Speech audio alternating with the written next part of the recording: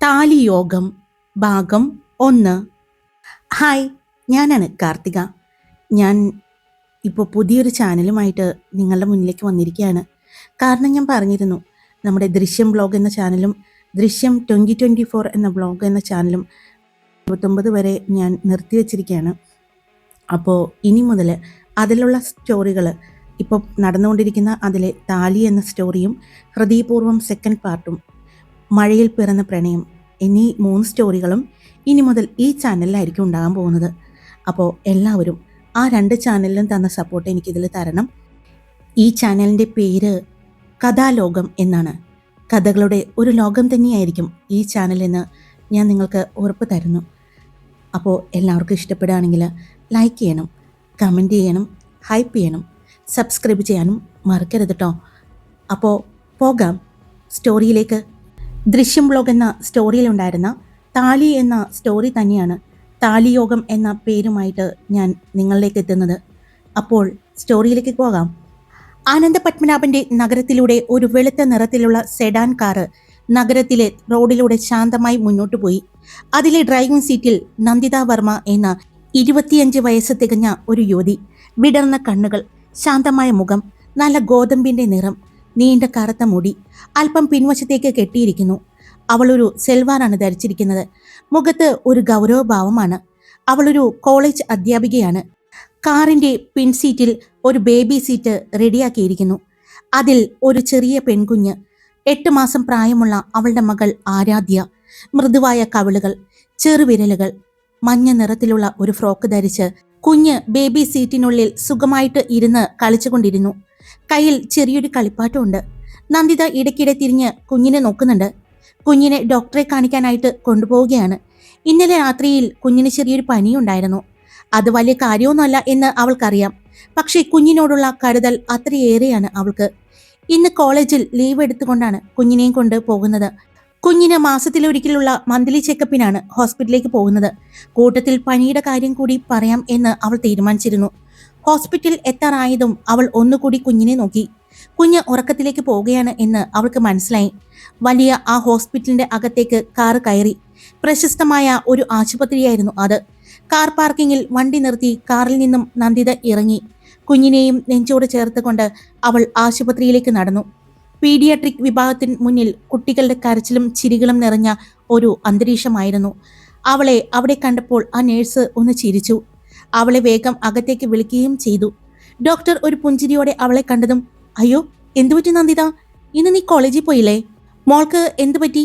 അവിടുത്തെ paediatric doctor ലളിത, നന്ദിതയുടെ സുഹൃത്ത് മീരയുടെ അമ്മയാണ്.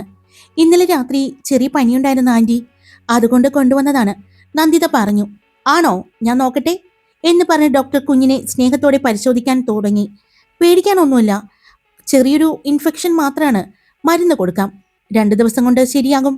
അവർ പറഞ്ഞത് കേട്ടതും നന്ദിത ദീർഘനിശ്വാസം വിട്ടു. പിന്നെ കുറച്ചു നേരം സംസാരിച്ചിരുന്നു. അവൾ വേഗം പുറത്തേക്കിറങ്ങി. അവൾ ഫാർമസിയിൽ നിന്നും മരുന്ന് വാങ്ങി. ഹോസ്പിറ്റലിലെ എൻട്രൻസിലൂടെ പുറത്തേക്ക് നടക്കാൻ പോയപ്പോഴാണ് അവളുടെ കാലുകൾ പെട്ടെന്ന് നിശ്ചലമായത്. ദൂരെ നിന്നും അകത്തേക്ക് വരുന്ന ആളെ കണ്ടതും അവൾ നിന്നു. ബ്ലാക്ക് ഷർട്ടും ബ്ലാക്ക് ജീൻസുമാണ് അയാളുടെ വേഷം. മുഖം ഗൗരവത്തിലാണ്. നല്ല തലയെടുപ്പോടുകൂടിയാണ് നടക്കുന്നത്. അവന്റെ ചുറ്റും 2-3 പേര് സീരിയസ് ആയിട്ട് എന്തോ സംസാരിച്ചു കൊണ്ടിരുന്നു. അവനെ കണ്ട നിമിഷം നന്ദിതയുടെ ഹൃദയം നിൽക്കുന്നത് പോലെ അവൾക്ക് തോന്നി. അവളുടെ വായിൽ നിന്നും ആ പേര് പുറത്തേക്ക് വന്നു, അർജുൻ ദേവരയ്യർ. ആ പേര് തന്നെ അവളുടെ ഉള്ളിൽ ഒരു കൊടുങ്കാറ്റ് പോലെയായിരുന്നു. കോടതിയിൽ ക്രോസ് എക്സാമിൻ കിങ് എന്ന് വിളിക്കപ്പെടുന്ന പ്രശസ്തനായ ക്രിമിനൽ ലോയർ അഡ്വക്കേറ്റ് അർജുൻ ദേവരയ്യർ. പക്ഷേ നന്ദിതയുടെ മനസ്സിൽ മറ്റൊരു ഓർമ്മയാണ് അവൻ. അവൾ കുഞ്ഞിനെ കൂടുതൽ ചേർത്ത് പിടിച്ചുകൊണ്ട് പെട്ടെന്ന് അവിടെ നിന്നും മാറി നിന്നു. അവൻ അവളെ കണ്ടില്ല. അവൾ വേഗം പുറത്തേക്കിറങ്ങി. തിരിഞ്ഞു നോക്കാതെ അവൾ കുഞ്ഞിനെ കൊണ്ട് ഓടുകയായിരുന്നു. കുഞ്ഞിനെ സീറ്റിൽ ഇരുത്തി ബെൽറ്റ് ഇട്ടുകൊടുത്തുകൊണ്ട് ഡ്രൈവിംഗ് സീറ്റിലേക്ക് കയറിയിരുന്നു. സ്റ്റിയറിംഗിൽ പിടിച്ച അവളുടെ കൈകൾ വിറയ്ക്കുന്നുണ്ടായിരുന്നു. അവളുടെ കാറ് വേഗം റോഡിലേക്ക് ഇറങ്ങി. നഗരത്തിന്റെ തിരക്ക് പിന്നിലാക്കി കാറ് ശാന്തമായ ഒരു പ്രദേശത്തേക്ക് കടന്നു. പച്ചപ്പും വലിയ വീടുകളും നിറഞ്ഞ ഒരു റോഡിലേക്ക് അവളുടെ കാറ് തിരിഞ്ഞു. റോഡിൽ നിന്നും അല്പം അകലെ വലിയ മനോഹരമായൊരു വീട്. കാർ ഗേറ്റിലൂടെ അകത്തേക്ക് കയറി നിർത്തി. അവൾ വേഗം കുഞ്ഞിനെയും എടുത്ത് അകത്തേക്ക് നടന്നു. ഹാളിൽ നിന്നും അവളെ കണ്ടതും ഒരു സ്ത്രീ പുറത്തേക്ക് വന്നു. അതാണ് ശാരദ ചേച്ചി. കഴിഞ്ഞ 6 മാസമായി കുഞ്ഞിനെ നോക്കുന്നതും നന്ദിതയെ സഹായിക്കുന്നതും അവരാണ്. ഒന്നുമില്ല ചേച്ചി, ചെറിയൊരു ഇൻഫെക്ഷൻ ആയിരുന്നു എന്ന് പറഞ്ഞ് നന്ദിത കുഞ്ഞിനെ റൂമിലേക്ക് കൊണ്ടുപോയി. ഉറങ്ങിയ കുഞ്ഞിനെ അവൾ ബെഡിലേക്ക് കിടത്തി. അവൾ വാഷ്റൂമിലേക്ക് നടന്നു. ഇട്ടിരുന്ന വസ്ത്രം പോലും മാറാതെ അവൾ ഷവർ തുറന്നു. തണുത്ത വെള്ളം ശരീരത്തിലൂടെ ഒഴുകിയിറങ്ങുമ്പോൾ അവളിലേക്ക് പഴയ ഓർമ്മകൾ കടന്നു വന്നു. ദേഷ്യം നിറഞ്ഞ മുഖം, ശക്തമായ വാദപ്രതിവാദങ്ങൾ, അവളുടെ ശരീരം മുറുകെ പിടിച്ച ശക്തമായ കൈകൾ. ഇല്ല. നന്ദിത കണ്ണുകൾ മുറുക്കി അടച്ചു. അവൾ തല കുലുക്കി. ഇല്ല, പഴയ ഓർമ്മകളൊന്നും തനിക്ക് വേണ്ട. തനിക്കൊന്നും സംഭവിച്ചിട്ടില്ല, അവൾ സ്വയം പറഞ്ഞു. അന്നത്തെ ആ രാത്രി അവളുടെ ജീവിതം തകർന്നിരുന്നു. എങ്കിലും അവൾ തളരാതെ പിടിച്ചു നിന്നു. വീണ്ടും പുതിയൊരു നന്ദിതയായി. പെട്ടെന്ന് കുഞ്ഞിന്റെ കരച്ചിൽ കേട്ടതും അവൾ ഷവർ ഓഫ് ചെയ്തു. ഡ്രസ്സ് മാറി പുറത്തേക്ക് വന്നു. കുഞ്ഞ് ബെഡിൽ കിടന്ന് കരയുകയായിരുന്നു. അവൾ കുഞ്ഞിനെ എടുത്ത് നെഞ്ചോട് ചേർത്ത് പിടിച്ചു. അമ്മ ഇവിടെ തന്നെയുണ്ട് വാവേ. അവളെ കണ്ടതും ചുണ്ടുകൾ വിതുമ്പി കരയാൻ തുടങ്ങി കുഞ്ഞ്. നന്ദിത മോളെ എടുത്ത് മടിയിലേക്ക് വെച്ച് പാല് കൊടുത്തു. കുറച്ചു കഴിഞ്ഞതും കുഞ്ഞിനെയും കൊണ്ട് അവൾ ഹാളിലേക്ക് നടന്നു. അവിടെ ചേച്ചി ഒരു കപ്പ് കാപ്പിയുമായി അവളെ കാത്തു നിന്നിരുന്നു. ഇത് കുടിക്കും മോളെ എന്ന് പറഞ്ഞ് കോഫി കപ്പ് ടീപ്പോയിലേക്ക് വെച്ചുകൊണ്ട് അവളുടെ കയ്യിലിരുന്ന കുഞ്ഞിനെ അവർ വാങ്ങി പിടിച്ചു. അതേസമയമാണ് ചേച്ചി എന്ന് പുറത്തു നിന്നുള്ള ഒരു വിളി കേട്ടത്. വാതിലൂടെ അകത്തേക്ക് നോക്കി. ഒരു 10 വയസ്സുകാരൻ വിളിക്കായിരുന്നു. ശാരദ ചേച്ചിയുടെ മകനാണ് അനന്തു. 6ാം ക്ലാസ്സിലാണ് അനന്തു പഠിക്കുന്നത്. നന്ദിതയെ കണ്ടതും അവൻ പുഞ്ചിരിച്ചുകൊണ്ട് അകത്തേക്ക് വന്നു. അവധി ദിവസങ്ങളിൽ മുഴുവനും അനന്തുവും ഇവിടെ ഉണ്ടാകും, കുഞ്ഞിന്റെ കൂടെ. അനന്തു വന്ന് കുഞ്ഞിന്റെ കയ്യിൽ പിടിച്ചതും കുഞ്ഞ് ചിരിക്കാൻ തുടങ്ങി. കുഞ്ഞിനെ അനന്തു വാങ്ങി. അനന്തുവിന്റെ മടിയിലിരുന്ന് എന്തൊക്കെയോ പറയുന്നുണ്ട്. ശാരദ ചേച്ചി കുഞ്ഞിന്റെ കവളിൽ തൊട്ടു, പിന്നെ നെറ്റിയിലും. ഇപ്പൊ പനിയൊന്നുമില്ല അവർ പറഞ്ഞു. അതിന് നന്ദിത ഒന്ന് ചിരിച്ചു. ഞാൻ പറഞ്ഞില്ലേ ഇത് എന്തോ ഒരു ചെറിയ ഇൻഫെക്ഷൻ ആണെന്ന്. മോള് വെറുതെ ടെൻഷൻ അടിച്ചു, ശാരദ ചേച്ചി പറഞ്ഞു. കഴിഞ്ഞ 6 മാസമായി ഈ വീട്ടില് അവരുണ്ട്. ഒരു ജോലിക്കാരിയേക്കാൾ ഈ വീട്ടിലെ അംഗമായി അവർ മാറിക്കഴിഞ്ഞിരുന്നു. കൂടെ അനന്തവും. ഞാൻ സ്കൂളിൽ പോവുകയാണേ, വൈകിട്ട് വേഗം വരാട്ടോ എന്ന് പറഞ്ഞ് കുഞ്ഞിന്റെ കയ്യിൽ ഒന്ന് തൊട്ടു. പിന്നെ അവന്റെ കയ്യിൽ നിന്നും ചേച്ചി കുഞ്ഞിനെ വാങ്ങി. മോള് പോയി കിടന്നോ, ഇന്നലെ രാത്രി ഒട്ടും ഉറങ്ങിയില്ലല്ലോ. അപ്പോഴേക്കും ഞാൻ ഉച്ചയ്ക്കുള്ള ഭക്ഷണം ഉണ്ടാക്കാം അവർ പറഞ്ഞുകൊണ്ട് അടുക്കളയിലേക്ക് പോകാൻ പോയതും ചേച്ചി നിങ്ങൾക്കുള്ള ഭക്ഷണം കൂടി ഉണ്ടാക്കണേ അവൾ പറഞ്ഞതും ശാരദ ചേച്ചി അവളെ നോക്കി. അതെപ്പോഴും അങ്ങനെ തന്നെയാണല്ലോ. ഞാൻ പറഞ്ഞതല്ലേ മോളോട് ഞാൻ വീട്ടിൽ പോയി ഉണ്ടാക്കിക്കൊള്ളാന്ന്. മോള് സമ്മതിക്കാത്തത് കൊണ്ടല്ലേ ശാരദ ചേച്ചി പറഞ്ഞു. ഇവിടെ ഞാൻ മാത്രമല്ലേ ഉള്ളൂ, എനിക്ക് എന്തെങ്കിലും കുറച്ച് മതി. ചേച്ചി ഇവിടുത്തെ പണിയും കഴിഞ്ഞ് വീട്ടിൽ പോയി ഉണ്ടാക്കണ്ടേ? ഇതാവുമ്പോൾ ഇവിടെ ഉണ്ടാക്കിയാൽ മതി. അപ്പൊ പിന്നെ അത്രയും കുറച്ച് പണി ചേച്ചിക്ക് വീട്ടിലെടുത്താ പോരെ? അവരുടെ കണ്ണുകൾ നിറഞ്ഞു. നന്ദിതയെ നന്ദിയോടെ അവർ നോക്കി. മോൾ എന്തൊക്കെ സഹായങ്ങളാണ് ഞങ്ങൾക്ക് ചെയ്യുന്നത്, അതിൻ്റെ കൂടെ ഇതും കൂടി. അനന്തുവിനെ പഠിപ്പിക്കുന്നത് പോലും മോളല്ലേ ചേച്ചി? നന്ദിത ഒരു താക്കീതോടെ വിളിച്ചുകൊണ്ട് അവരുടെ അടുത്തേക്ക് ചെന്നു. അവരുടെ കയ്യിൽ പിടിച്ചു. ചേച്ചി ഉള്ളത് കൊണ്ടല്ലേ എനിക്ക് എൻ്റെ മോളെ ധൈര്യമായിട്ട് ചേച്ചിയുടെ കയ്യിൽ ഏൽപ്പിച്ചുകൊണ്ട് ജോലിക്ക് പോകാൻ പറ്റുന്നത്. ഇല്ലെങ്കിൽ ഞാൻ എന്ത് ചെയ്തേനെ? ആ ഒരു നന്ദി എന്തൊക്കെ ചെയ്താലും എന്തൊക്കെ തന്നാലും മതിയാവില്ല. ഞാൻ ഒറ്റയ്ക്കായിരുന്നെങ്കിൽ എനിക്കത് ഓർക്കാൻ കൂടി പറ്റുന്നില്ല അവൾ പറഞ്ഞു. അത് കേട്ട് ശാരദ ചേച്ചി ചിരിച്ചു. നീ നല്ല കുട്ടിയാ മോളെ, എല്ലാവരെയും സഹായിക്കാനുള്ള മനസ്സ് നിനക്കുണ്ട്. ദൈവം നിനക്ക് നല്ലതേ തരൂ അവർ പറഞ്ഞുകൊണ്ട് അവളുടെ തലയിൽ തലോടി. മോള് കുഞ്ഞിനെ കൊണ്ടുപോയി കുറച്ചുനേരം വിശ്രമിക്ക്, മോൾക്ക് നല്ല ക്ഷീണമുണ്ട് അവർ പറഞ്ഞു. അവൾ കുഞ്ഞിനെയും കൊണ്ട് റൂമിലേക്ക് പോയി. ബെഡിൽ കിടന്നു.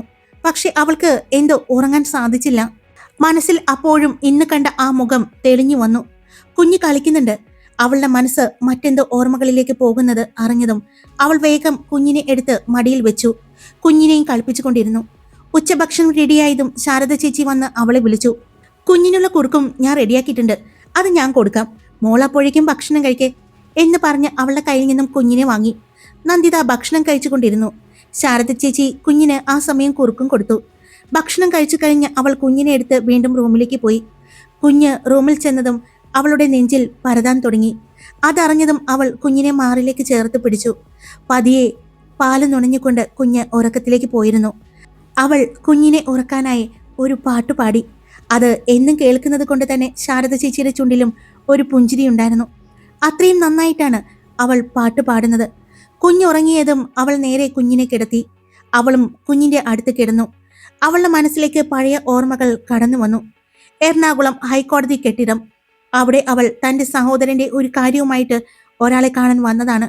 ആ കാര്യം പറയാൻ തനിക്ക് മുന്നിൽ അയാൾ മാത്രമേ ഉള്ളൂ എന്ന് അവൾക്കറിയാമായിരുന്നു. അർജുൻ ദേവരയ്യർ, ഏറ്റെടുത്ത കേസുകളിൽ തോൽവി അറിയാത്ത പ്രശസ്തനായ അഡ്വക്കേറ്റ്. പക്ഷേ അവനെക്കുറിച്ച് ആളുകൾ പറഞ്ഞ മറ്റൊരു കാര്യം കൂടിയുണ്ട്. അയാളോട് സംസാരിക്കാൻ തന്നെ വല്ലാത്തൊരു ധൈര്യം വേണം. മുന്നിൽ നിൽക്കുന്നവരുടെ മനസ്സ് വായിച്ചെടുക്കാൻ ഒരു കഴിവ് അയാൾക്കുണ്ട്. നന്ദിതയുടെ ഹൃദയം ആ കെട്ടിടത്തിലേക്ക് നടക്കുമ്പോൾ വേഗത്തിൽ മിടിച്ചു. ഒരു കേസ് നടക്കുകയായിരുന്നു. എല്ലാവരും ആകാംക്ഷയോടെ കേൾക്കുന്നുണ്ട്. പുറത്ത് പത്രക്കാരും ചാനൽ റിപ്പോർട്ടർമാരോ അടക്കം എല്ലാവരും ഉണ്ട്. ആകാംക്ഷ നിറഞ്ഞ വലിയൊരു കേസായിരുന്നു എന്ന് അവൾക്ക് മനസ്സിലായി. കുറച്ചു കഴിഞ്ഞതും കറുത്ത കോട്ട് ധരിച്ച് ആത്മവിശ്വാസത്തോടെ നടന്നു വരുന്ന ഒരാള്. ചുവടുകൾ അത്രയും ഉറപ്പോടെയായിരുന്നു. അവന്റെ മുഖത്ത് വല്ലാത്തൊരു ഗൗരവം, കണ്ണുകളിൽ ആരെയും ഭയപ്പെടുത്തുന്ന ഒരു ആത്മവിശ്വാസം. അയാൾ കോടതിക്ക് അകത്തേക്ക് പോകുന്നു. കൂടെ 2 പേർ പുറകിലുണ്ട്. ജൂനിയർമാരാണ് എന്ന് കാണുമ്പോൾ തന്നെ അറിയാം. എല്ലാവരും അവന്റെ വാദം കേൾക്കാനായി പുറത്തു നിന്നു. ജഡ്ജിക്ക് മുന്നിൽ നിന്ന് തെളിവുകൾ നിരത്തി പറയുന്ന അവനെ എല്ലാവരും വളരെ അത്ഭുതത്തോടെയാണ് നോക്കി നിന്നത്. അവന്റെ ചോദ്യം ഒരു വാളിന്റെ മൂർച്ച പോലെ ആയിരുന്നു തോന്നിയത്. പ്രോസിക്യൂഷൻ സാക്ഷിയെ ചോദ്യം ചെയ്യുമ്പോൾ അവന്റെ ശബ്ദം അത്രയും ഉറപ്പോടെയായിരുന്നു, ആത്മവിശ്വാസത്തോടെ ആയിരുന്നു. അവന്റെ ചോദ്യങ്ങൾക്ക് മുന്നിൽ നിൽക്കുന്നവരെ കണ്ട് എല്ലാവരും ആരാധനയോടെയാണ് അവനെ നോക്കുന്നത്. അവന്റെ വാദം കേട്ടപ്പോൾ തന്നെ അവൾക്ക് മനസ്സിലായി എന്തുകൊണ്ടാണ് എല്ലാവരും അവനെക്കുറിച്ച് ഇങ്ങനെയെല്ലാം പറഞ്ഞത് എന്ന്. കേസ് അവസാനിച്ചപ്പോൾ അർജുൻ തന്റെ ഫയൽ അടച്ചു. അവൻ തിരിഞ്ഞ് പുറത്തേക്ക് നടന്നു. അവന്റെ ഓരോ ചുവടും കോടതി മുറിയിലേക്ക് പോയ അതേ ആത്മവിശ്വാസത്തോടു കൂടി തന്നെയായിരുന്നു പുറത്തേക്ക് ഇറങ്ങിയപ്പോഴും. അവൻ കൂടെയുള്ളവരോട് എന്തോ പറഞ്ഞു തിരിഞ്ഞതും അവന്റെ കണ്ണുകൾ നന്ദിതയുടെ ഭാഗത്തേക്ക് തിരിഞ്ഞു. 2 പേരുടെയും കണ്ണുകൾ പരസ്പരം ഒന്ന് കൂട്ടിമുട്ടി. ഒരു നിമിഷം മാത്രമായിരുന്നു അത്. പക്ഷേ നന്ദിതയുടെ മനസ്സിൽ ഇപ്പോഴും ആ രൂപം തെളിഞ്ഞു. അവൾക്ക് അന്നൊന്നും അറിയില്ലായിരുന്നു ഒരു ദിവസം ഈ മനുഷ്യൻ അവളുടെ ജീവിതത്തിലെ ഏറ്റവും വലിയ ഭാഗമാകുമെന്ന്. എപ്പോഴോ പഴയ ഓർമ്മകളിൽ കിടന്ന അവൾ ഉറങ്ങിപ്പോയിരുന്നു. വൈകുന്നേരം അവൾ കണ്ണു തുറക്കുമ്പോൾ പുറത്ത് മഴ പെയ്തു തുടങ്ങിയിട്ടുണ്ടായിരുന്നു. സമയം 5 മണി കഴിഞ്ഞു. ഇത്രയും നേരം താൻ ഉറങ്ങിയോ എന്ന് അവൾ സ്വയം ചോദിച്ചു. അവൾ എഴുന്നേറ്റു. അടുത്ത് കിടന്ന മോളെ നോക്കി. നല്ല ഉറക്കമാണ്. അവൾ എഴുന്നേറ്റ് മുഖം കഴുകി. കിച്ചണിൽ പാത്രങ്ങൾ തട്ടുന്ന ശബ്ദം കേട്ട് അവൾ അടുക്കളയിലേക്ക് ചെന്നു. അടുക്കളയിലേക്ക് വന്ന അവളെ കണ്ടതും, മോള് എഴുന്നേറ്റോ? ഞാൻ വന്ന് നോക്കി. 2 പേരും നല്ല ഉറക്കായിരുന്നു. അതുകൊണ്ടാണ് ഞാൻ വിളിക്കാതെ പോകുന്നത്. വല്ലപ്പോഴുമല്ലേ ഇങ്ങനെ കിടക്കാൻ പറ്റൂ. ദേ ചായ കുടിക്കേ എന്ന് പറഞ്ഞ് അവൾക്ക് മുന്നിലേക്ക് ഒരു ഗ്ലാസ് ചായയും കഴിക്കാൻ ഉണ്ടാക്കി വെച്ചിരിക്കുന്ന പലഹാരവും അവൾക്ക് കൊടുത്തു. ശരത് ചേച്ചി കുടിച്ചോ? അവൾ ചോദിച്ചു. കുടിച്ചു. അനന്തു ഇതുവരെ വന്നില്ലേ? അവൾ ചോദിച്ചു. വന്നു. ചായ കുടിയും കഴിഞ്ഞ് ദേ അവൻ ട്യൂഷന് പോയി, അവർ പറഞ്ഞു. ശാരദ ചേച്ചി പതിവ് പോലെ ഭക്ഷണമൊക്കെ തയ്യാറാക്കി ടേബിളിൽ വെച്ചു. മോളെ, ഭക്ഷണം ഉണ്ടാക്കി വെച്ചിട്ടുണ്ട്. വൈകിട്ട് കഴിക്കുമ്പോൾ ഒന്ന് ചൂടാക്കിയാൽ മാത്രം മതി എന്നവർ പറഞ്ഞു. അപ്പോഴേക്കും കുഞ്ഞിന്റെ കരച്ചിൽ കേട്ടു. അവൾ കുഞ്ഞിനെ എടുക്കാനായി റൂമിലേക്ക് പോയി. കുഞ്ഞിനെയും എടുത്ത് ഹാളിലേക്ക് വന്നു. ഇപ്പൊ മോൾക്ക് പനിയൊന്നുമില്ലല്ലോ? ഇല്ല, ഇപ്പൊ കുഴപ്പമൊന്നുമില്ല, അവൾ പറഞ്ഞു. മോൾക്കുള്ള കുറുക്കും ഉണ്ടാക്കി വെച്ചിട്ടുണ്ട്. എന്നാ പിന്നെ ഞാൻ പോട്ടെ, എന്തെങ്കിലും ഉണ്ടെങ്കിൽ വിളിക്കണം എന്ന് പറഞ്ഞ് അവർ പോയതും നന്ദിത മുൻവശത്തെ വാതിൽ അടച്ചു. ടിവിയിൽ ഒരു പാട്ടും വെച്ച് കുഞ്ഞിന്റെ അടുത്തിരുന്നു. സന്ധ്യയുടെ അടുത്ത് കുഞ്ഞിനുള്ള കുറുക്കും കൊടുത്ത് കുഞ്ഞിന്റെ ദേഹമെല്ലാം തുടച്ച് അവൾ വീണ്ടും കുഞ്ഞിന് മരുന്നെല്ലാം കൊടുത്ത് കുഞ്ഞിനെ ഉറക്കി. നാളെ കോളേജിൽ പഠിപ്പിക്കേണ്ട ഷേക്സ്പിയറിന്റെ ഒരു കവിത അവൾ അതിന്റെ കുറിപ്പുകൾ എല്ലാം ഒന്ന് നോക്കിക്കൊണ്ടിരിക്കുമ്പോഴാണ് അവളുടെ ഫോൺ റിങ് ചെയ്തത്. ഫോൺ എടുത്ത് നോക്കി. സ്ക്രീനിൽ തെളിഞ്ഞ പേര് കണ്ടതും അവളുടെ മുഖത്ത് ഒരു പുഞ്ചിരി വിരിഞ്ഞു. വീഡിയോ കോൾ ആയിരുന്നു. ഫോൺ എടുത്തതും അമ്മയുടെ മുഖം. ഹലോ അമ്മ. സ്ക്രീനിൽ പുഞ്ചിരിയോടെയുള്ള അമ്മയുടെ മുഖം. എന്താ മോളെ, ഉറങ്ങാൻ പോവാണോ? അമ്മ ചോദിച്ചു. ഇല്ല, ഞാൻ നോട്ട് നോക്കായിരുന്നു. കുഞ്ഞെവിടെ? അമ്മ ചോദിച്ചു. നന്ദിത ക്യാമറ തിരിച്ച് ബെഡിൽ കിടന്നുറങ്ങുന്ന കുഞ്ഞിനെ കാണിച്ചു കൊടുത്തു. ഇന്ന് നേരത്തെ ഉറങ്ങിയല്ലോ? അമ്മ ചോദിച്ചു. ചെറിയ പനിയുള്ളത് കൊണ്ട് നല്ല ക്ഷീണം ഉണ്ടായിരുന്നു, അതുകൊണ്ടാണ് നേരത്തെ ഉറങ്ങിയത്, നന്ദിത പറഞ്ഞു. അത് കേട്ടതും അമ്മയുടെ കണ്ണുകൾ നിറഞ്ഞു. അപ്പോഴേക്കും അച്ഛനും സ്ക്രീനിൽ വന്നു. എന്താ ടീച്ചറെ, സുഖല്ലേ? അച്ഛൻ ചോദിച്ചു. മോൾക്ക് ഇപ്പം എങ്ങനെയുണ്ട്? കുഴപ്പമൊന്നുമില്ല, അവൾ പറഞ്ഞു. അപ്പോഴാണ് പിന്നിൽ നിന്നും ഒരു ശബ്ദം. എന്നെ ആരും കാണുന്നില്ലേ? അത് കേട്ടതും അവൾ സ്ക്രീനിലേക്ക് നോക്കി. അവളുടെ സഹോദരൻ നന്ദൻ. മുഖത്ത് നല്ല ക്ഷീണമുണ്ട്. അത് കണ്ട് അവൾക്ക് സങ്കടം തോന്നി. ഒഴിച്ചിൽ കഴിഞ്ഞ് ഇപ്പോഴാണ് കൊണ്ടുവന്നത് റൂമിലേക്ക്, അമ്മ പറഞ്ഞു. നന്ദിത ആശ്വാസത്തോടെ ശ്വാസം വിട്ടു. നന്നായിട്ട് ശ്രദ്ധിക്കണം നീ. ഒരുപാട് എഴുന്നേറ്റ് നടക്കണ്ട. ഇപ്പൊ നടക്കാൻ തുടങ്ങിയതല്ലേ ഉള്ളൂ, അവൾ പറഞ്ഞു. എങ്ങനെയുണ്ട് ചേച്ചി? നന്ദൻ ചോദിച്ചു. മോൾക്ക് കുഴപ്പമൊന്നുമില്ല, ഉറങ്ങി, നന്ദിത പറഞ്ഞു. നന്നായിട്ട് നോക്കണം കുഞ്ഞിനെ, കേട്ടല്ലോ. അവൻ പറഞ്ഞതും അവൾ പുഞ്ചിരിയോടെ തന്നെ തലയനക്കി. 3 പേരും സ്ക്രീനിലൂടെ കുഞ്ഞിനെ നോക്കി. എന്നാ മോൾ ഉറങ്ങിക്കോ, ഇവിടെ ട്രീറ്റ്മെന്റ് കഴിഞ്ഞ് വേഗം തന്നെ ഞങ്ങൾ എത്താം കേട്ടോ, അച്ഛൻ പറഞ്ഞു. തിരക്ക് പിടിക്കണ്ട അച്ഛാ, അവൻ പൂർണ്ണമായിട്ടും ഭേദമായിട്ട് എനിക്ക് പഴയ എൻ്റെ നന്ദുവായിട്ട് അവനെ കണ്ടാൽ മതി, നന്ദിത പറഞ്ഞു. നിനക്ക് എന്നെ അപ്പോ കണ്ടാൽ മതി, പക്ഷേ എനിക്ക് എൻ്റെ കുഞ്ഞിപ്പെണ്ണിനെ വേഗം കാണണം, അതുകൊണ്ട് ഞാൻ വേഗം എഴുന്നേറ്റ് നടക്കുന്നത്. എനിക്ക് എത്രയും പെട്ടെന്ന് അങ്ങോട്ട് വന്നാൽ മതി, നന്ദു പറഞ്ഞു. പിന്നെയും കുറെ വിശേഷങ്ങൾ ചോദിച്ചു. കുറെ സമയം കഴിഞ്ഞതും നാളെ വിളിക്കാം എന്ന് പറഞ്ഞ് ഫോൺ കട്ട് ചെയ്തു. ടേബിളിലേക്ക് വെച്ചുകൊണ്ട് അവൾ ബെഡിലേക്ക് കിടന്നു. അവളുടെ മനസ്സിലേക്ക് ആ വീടും അച്ഛനും അമ്മയും നന്ദുവും എല്ലാം കടന്നു വന്നു. എറണാകുളം ജില്ലയില് ചോറ്റാനിക്കരയ്ക്ക് അടുത്തുള്ള ഒരു ചെറിയ ഗ്രാമം, അവിടെയാണ് അവളുടെ വീട്. ഒരു പഴയ മനോഹരമായ വീട്. ചുറ്റും മാവും തെങ്ങും ചാമ്പയ്ക്കയും എന്നുവേണ്ട എല്ലാ തരത്തിലുള്ള പഴവർഗ്ഗങ്ങളും ഇലച്ചെടികളും പൂക്കളും എല്ലാമുള്ള മനോഹരമായ ഒരു വീട്. അവളുടെ അച്ഛനും അമ്മയും 2 പേരും ഗവൺമെന്റ് സ്കൂളിലെ അധ്യാപകരാണ്. ഇപ്പോൾ 2 പേരും റിട്ടയർഡായി. സന്തോഷവും സ്നേഹവും നിറഞ്ഞ ഒരു വീട്. അച്ഛൻ രാമചന്ദ്ര വർമ്മ, അമ്മ സുമിത്ര വർമ്മ. 4 വയസ്സിന് ഇളയതാണ് അവളുടെ സഹോദരൻ നന്ദൻ.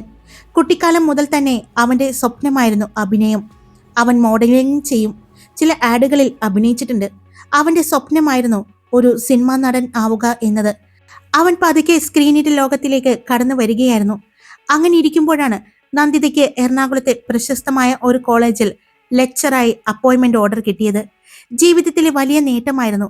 ജോയിൻ ചെയ്യാനിരിക്കുമ്പോഴാണ് അവളുടെ കൂട്ടുകാരിയുടെ വിവാഹം. കോഴിക്കോട് വെച്ചാണ്. കോളേജിൽ ജോലിക്ക് കയറിയാൽ ഇങ്ങനെ യാത്രകൾ പറ്റില്ല എന്നുള്ളത് കൊണ്ട് തന്നെ അവർ കല്യാണം കഴിഞ്ഞ് അവിടെ നിന്നും ഒരു യാത്ര പോകാൻ തീരുമാനിച്ചിരുന്നു. 3 ദിവസത്തെ ഒരു യാത്ര, നന്ദിതയും അവളുടെ കൂട്ടുകാരികളും കൂടി. അങ്ങനെ ഇരിക്കുമ്പോഴാണ് വിവാഹം കഴിഞ്ഞ അന്ന് വൈകിട്ട് അവളുടെ ഫോണിലേക്ക് ഒരു കോള് വരുന്നത്. അമ്മയാണ്. കരഞ്ഞുകൊണ്ടാണ് വിളിക്കുന്നത്.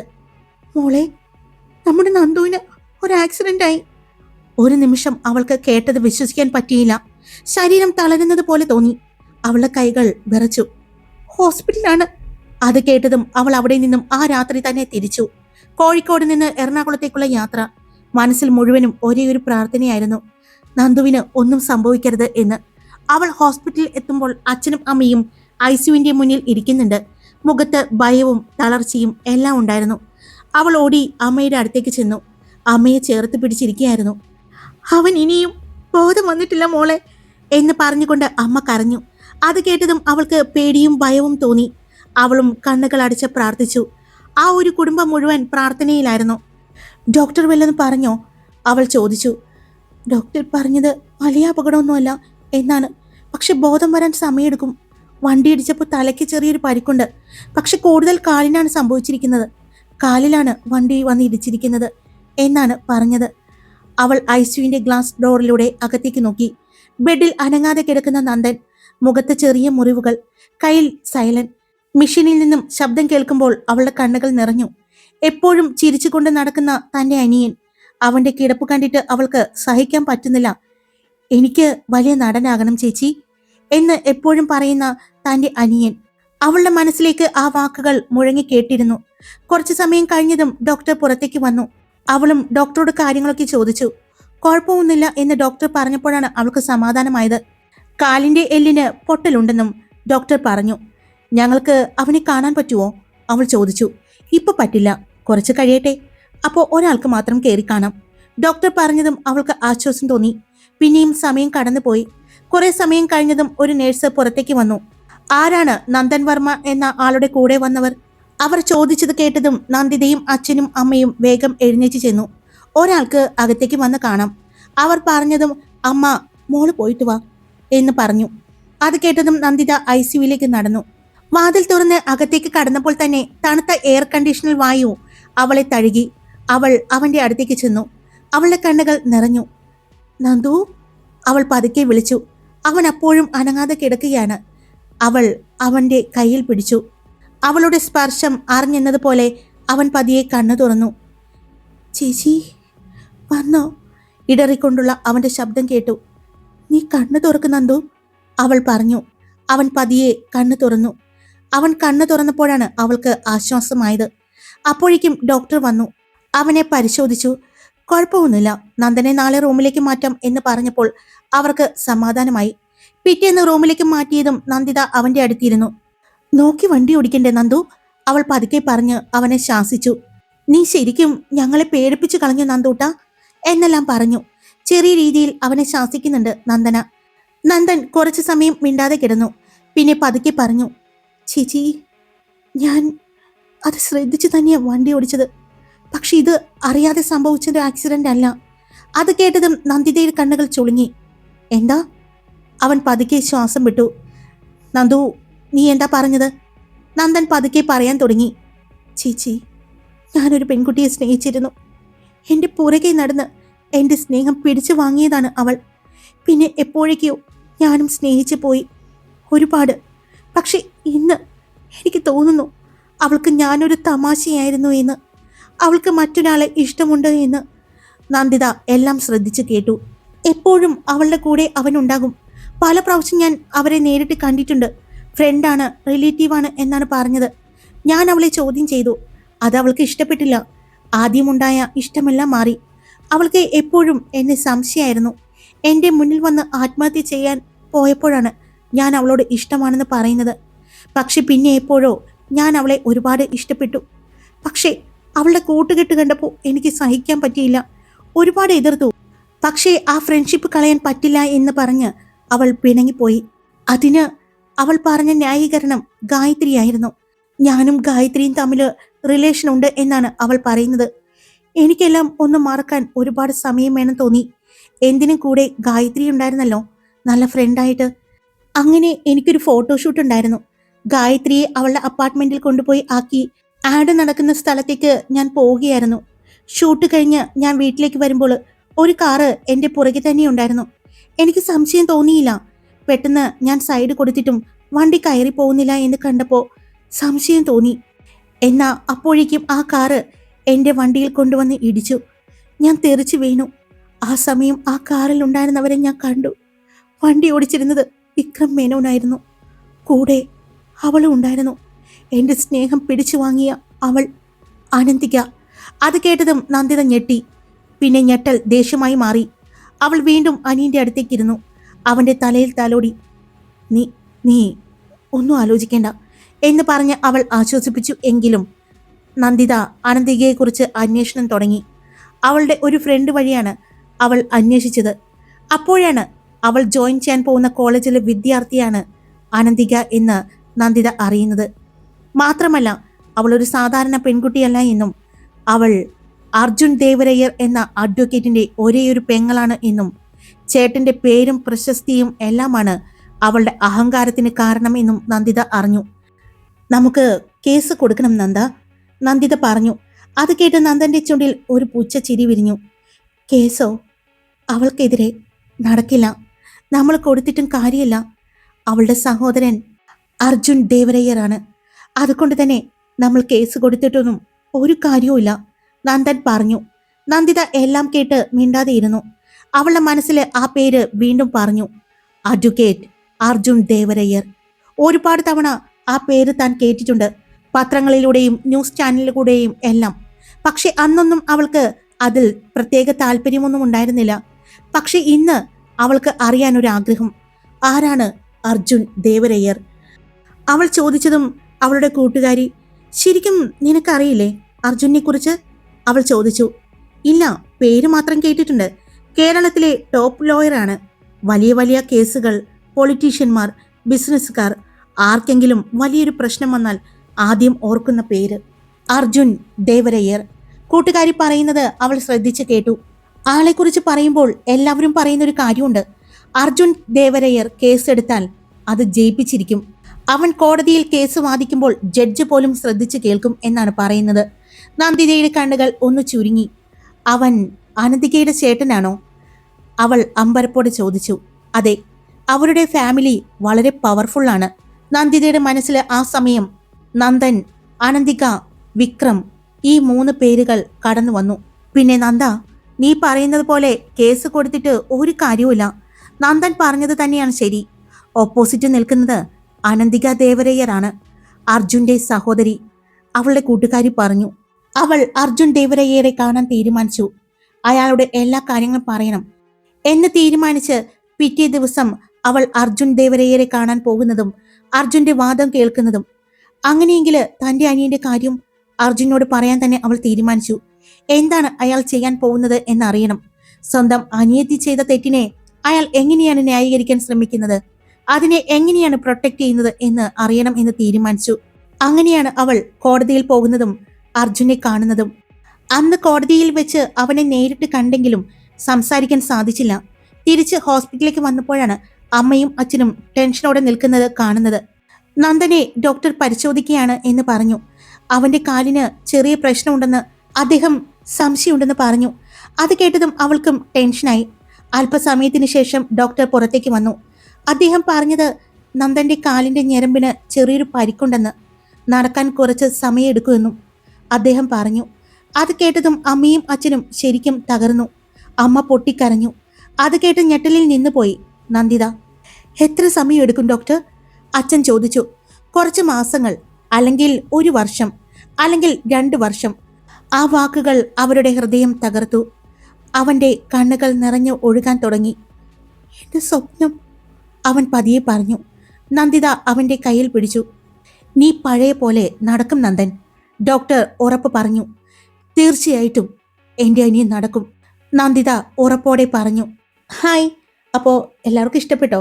ഇഷ്ടപ്പെട്ടെങ്കിൽ സബ്സ്ക്രൈബ് ചെയ്യാനും ലൈക്ക് ചെയ്യാനും ഹൈപ്പ് ചെയ്യാനും മറക്കരുത് കേട്ടോ. ഒരു വാക്ക് കമൻ്റായിട്ട് നിങ്ങളൊന്ന് പറയണേ. അപ്പോൾ ഇഷ്ടപ്പെട്ട ലൈക്ക് ചെയ്യാനും കമൻറ്റ് ചെയ്യാനും സബ്സ്ക്രൈബ് ചെയ്യാതെ കേൾക്കുന്നവരുണ്ടെങ്കിൽ സബ്സ്ക്രൈബ് ചെയ്യാനും മറക്കല്ലേ കേട്ടോ. Love you all. It's me Karthika.